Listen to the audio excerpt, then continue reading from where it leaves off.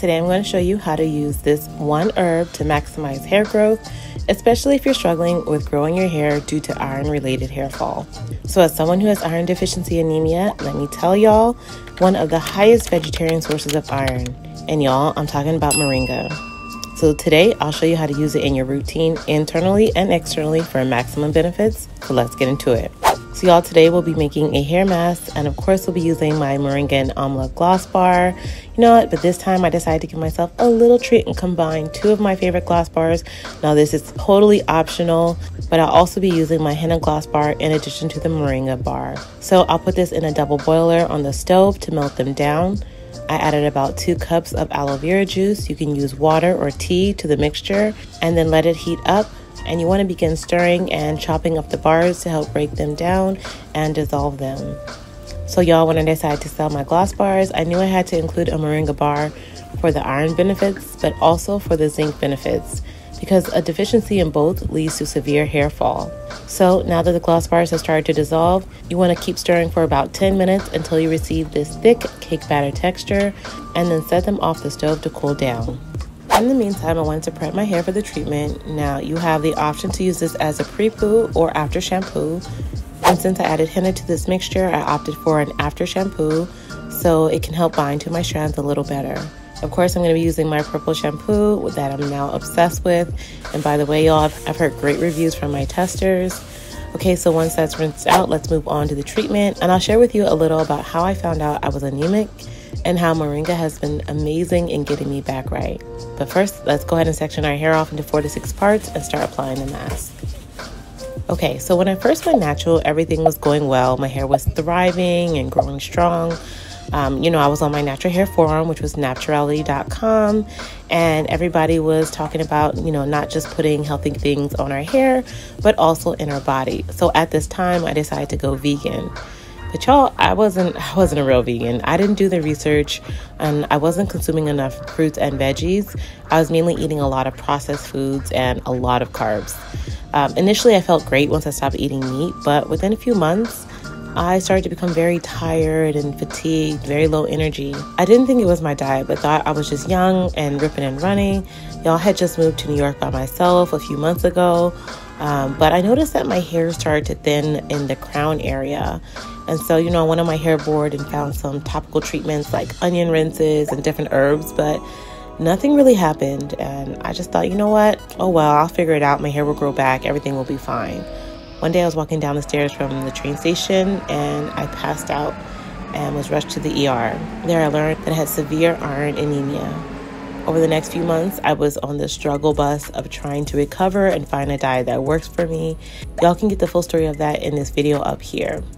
But it took months to get my iron levels finally back to a place where my hair started to grow. And y'all, that was over 10 years ago. But let me tell y'all, one of the hardest things I still struggle with is getting enough iron in my diet.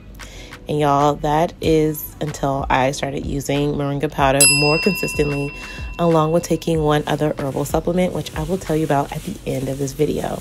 So using my mask treatments also helps because it does have topical benefits, but y'all know internal benefits are really, really what you want. So I've been drinking this Moringa tea either in the morning or afternoon time, or adding Moringa powder to my smoothies, because 1 tablespoon of the powder will give you half of your daily recommended dose of iron. But not only that, you also get zinc, amino acids that help build healthy hair strands. You also get omega-3 fatty acids that help to thicken the hair strand, as well as an abundant source of vitamins. Y'all, I'm talking about Moringa has 7 times more vitamin C than oranges, 10 times more vitamin A than carrots, 17 times more calcium than milk, 9 times more protein than yogurt, 15 times more potassium than bananas, and 25 times more iron than spinach. So yeah, Moringa is that herb, and I honestly feel like everyone should be consuming it in their diets. Y'all, I just rinsed out this mask and my hair feels really good. It feels stronger and moisturized. And I'm going to go in with my deep conditioner as always. I'm going to go in each section, put it into twist, and steam my hair for a minimum of 30 minutes. Once that's done, I'm going to rinse it out, and then I'm going to moisturize my hair with my leave-in conditioner and twist cream. Now, because the weather is getting cooler, I'm actually going to seal my hair with my Shea whipped butter. And I'm going to put my hair into large twists overnight so that my hair can dry and be stretched for the style in the morning. Okay, after taking out all my twists, I'm going to put a part on the side of my hair and brush my hair all the way to one side. Now go ahead and spin to the back, y'all. And just know we're going to separate our hair into about 3 sections, heading over to the right side of my hair. Now these are not going to be perfect. Y'all know I'm not going to be using a comb. So what you want to do is just brush your hair with a little bit of gel and twist it on the side of your head. And you're going to do this again with the second section. You're going to just add some gel, brush it to the side, and then twist it. The small section on the right side of your head, you want to put into one small twist. And then you're going to divide a third section in the back of your hair and twist it to the side. Again, you want to leave a small section up front for you so that you can add your twist later. Now with the remaining leave out, you're going to make 4 twists out of the section. You want to have one that sits on top of the hair, one more on the side, and then 2 where you would normally have your bangs. All in all, you should have about 8 twists, and depending on your length, you might have more or you might have less. Now comes the fun part. We're going to take these 2 twists in the back and roll them forward. Now again, you're going to make like a half circle with this and then pin it down. Then we're going to take the 2 front twists and roll them in a half circle and then pin them down. Next, we're going to pin that third and final twist in the back section and pin it down facing the front. Now, y'all, we have the 3 top bang section, and this is going to give you guys kind of like that pompadour hump style. I'm going to kind of like lightly flat twist and braid this to the side to give me a little side bang, and then pin it back down in between the 2 twists. Now I'm just going to spin around to the back and then pin the twist up in the back to make sure everything is sitting properly.